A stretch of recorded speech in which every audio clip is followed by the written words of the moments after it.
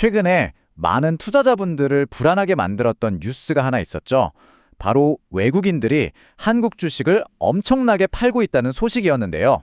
오늘 그 거대한 헤드라인 속에 숨겨진 진짜 이야기를 한번 파헤쳐보겠습니다. 네, 바로 이 숫자입니다. 60조 원.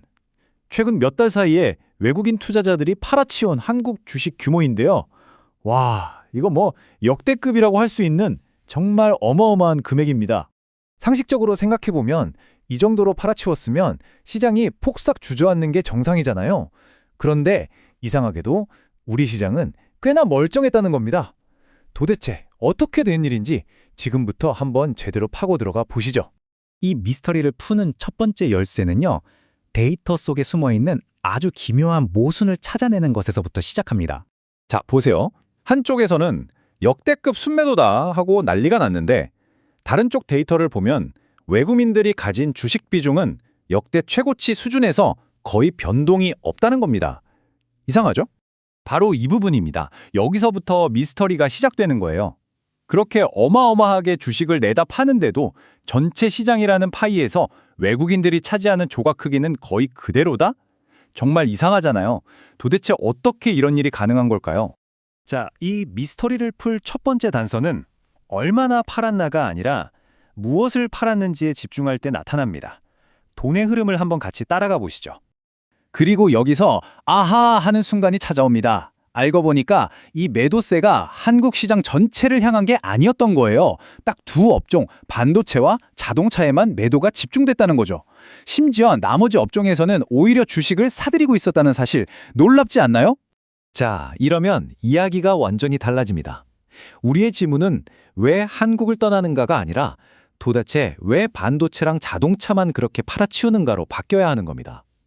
그러니까 이 두 업종에서 무슨 일이 있었는지만 파악하면 미스터리의 절반은 풀리는 셈이죠. 그럼 왜 이 두 업종만 팔았을까요? 그 이유를 들여다보면요, 이게 무슨 한국 시장에 대한 비관적인 전망 이런 게 아니었습니다. 생각보다 훨씬 더 기계적이고 또 어떻게 보면 아주 합리적인 이유가 있었어요. 먼저 반도체부터 보죠. 외국인들은 원래부터 한국 반도체 주식을 엄청나게 많이 들고 있었어요. 그런데 최근에 AI 붐이 불면서 주가가 서너 배씩 폭등해버린 겁니다. 그러니까 어떻게 되겠어요? 전체 투자금에서 반도체가 차지하는 비중이 너무너무 커져버린 거죠. 이건 펀드 매니저 입장에선 굉장히 위험한 신호거든요. 그래서 어쩔 수 없이 정말 울며 겨자 먹기로 비중을 줄이기 위해 주식을 팔아야만 했던 겁니다. 그러니까 이게 되게 아이러니한 상황인 거예요. 주식이 나빠서 판 게 아니라 너무 잘 나가서 판 겁니다. 이런 걸 행복한 비명이라고 해야 할까요? 펀드를 운영하는 규칙 때문에 벌어진 아주 역설적인 상황인 거죠. 자동차도 사실 굉장히 비슷해요. 원래 가치 투자자들이 이 주식 너무 싸다 하고 미리 사뒀던 주식들이었거든요. 근데 갑자기 시장에서 로봇 테마가 불면서 주가가 확 뛰어오른 겁니다. 자, 그럼 이 투자자들 입장에선 어떨까요? 그렇죠. 지금이 바로 수익 실현할 타이밍이다 하고 파는 게 너무나도 당연하고 합리적인 판단이었던 겁니다.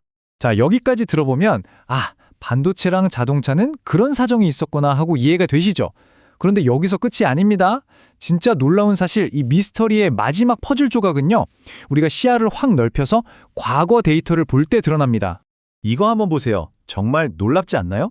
2000년대 이후에 한국 증시에 있었던 모든 큰 상승장, 그러니까 불장 때마다 외국인들은 전부 다 예외 없이 주식을 순매도했다는 겁니다. 우리가 알던 상식이랑은 완전 반대죠? 그러니까 지금 우리가 보고 있는 이 60조 원 매도 현상이요, 뭔가 새롭고 두려운 위기의 신호가 아니라는 뜻입니다. 그냥 과거에도 늘 있었던 패턴이 똑같이 반복되고 있는 것뿐이에요. 이게 왜 중요하냐면 외국인이 팔면 시장이 떨어진다는 우리의 아주 오래된 믿음을 완전히 뒤집어 버리기 때문입니다. 자, 그럼 이제 마지막 질문에 도달하게 됩니다. 만약에 외국인들이 파는 게 시장 하락의 원인이 아니라면 그럼 도대체 뭐가 시장을 움직이는 진짜 힘일까요? 우리는 뭘 봐야 하는 걸까요? 우리는 지금까지 계속 누가 사나, 누가 파나 여기에만 너무 집중해왔어요. 외국인이 사면 좋아하고 팔면 불안해하고. 근데 어쩌면 이게 처음부터 잘못된 질문이었을지도 모릅니다. 시장을 움직이는 진짜 동력은요, 전문가들이 위험 선호도라고 부르는 것에 있습니다. 좀 어려운 말 같지만 간단해요. 그냥 시장 전체에 퍼져 있는 분위기, 심리라고 생각하시면 됩니다. 지금은 좀 위험을 감수하더라도 투자해볼 만한 때야 하는 그런 집단적인 마음 같은 거죠. 아주 간단한 원리예요. 누가 60조를 팔면 누군가는 그 60조를 사는 거잖아요. 거래량은 항상 똑같아요.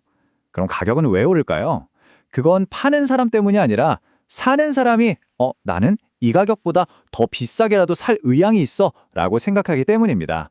바로 이 사려는 의지, 이게 시장의 분위기, 즉 위험 선호도에 따라 결정되는 겁니다. 자, 그럼 오늘 이 긴 이야기를 마무리하면서 우리가 앞으로 시장을 볼 때 던져야 할 질문을 한번 다시 정리해 보겠습니다. 가장 중요한 질문은 바로 이겁니다. 지금 시장의 전반적인 위험 선호도는 어떤가? 누가 판다는 뉴스에 일희일비하지 마시고 그 이면에 있는 시장 전체의 분위기, 그 심리를 읽으려고 노력해보세요. 알고 보면 이 60조 원의 매도세는 시장 붕괴를 알리는 화재 경보음이 아니었습니다. 오히려 강세장이 힘차게 달릴 때 을에 들려오는 아주 자연스러운 엔진 소음 같은 거였던 거죠.